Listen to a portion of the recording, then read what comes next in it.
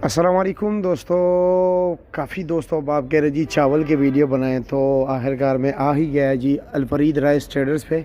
इनकी दुकान है जी सब्ज़ी मंडी इस्लामाबाद में लतीफ़ प्लाज़े में, और इसका जो वेयर हाउस नंबर है वो है G11 सेक्टर में नहीं भाई, I11 4 सेक्टर में है सब्ज़ी मंडी इस्लामाबाद में।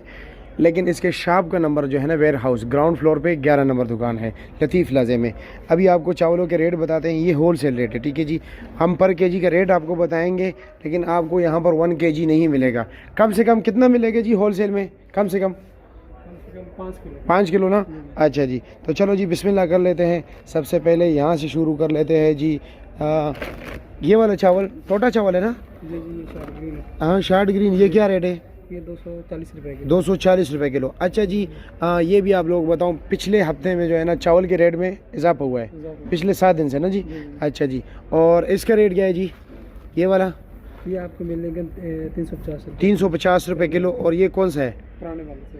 पुराना कौन सा? क्या नाम? 11-21। 11-21 सेला ना जी।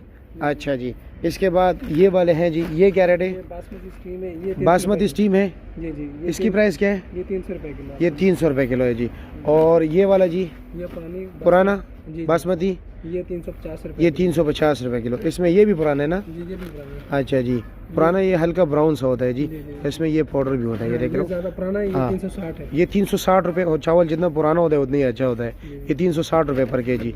अच्छा, ये दोनों एक ही चीज़ है? ये तो नया है ना? जी जी, नया था। ये क्या रेट बताया? 350? 300 रुपए किलो। 300 रुपये किलो। अच्छा जी, इसके अलावा जी ये सेला है। ये सेला आ गया, ये क्या रेट है? ये भी 300 रुपए किलो आपको मिल जाएगा। ये भी 300 रुपये किलो मिलेगा। जी, जी। अच्छा जी, ठीक हो गया। इसके अलावा जी और क्या है? इसके अलावा दाल शान है। चलो जी, तब तक यही काफ़ी है जी। और नंबर इनका है जी, दुकान नंबर आपको बता दिया। फ़ोन नंबर कौन सा दूँ? आप वाला दूँ इब्रार या भाई वाला दे दूँ? 0300 8423 911। ठीक हो गया जी।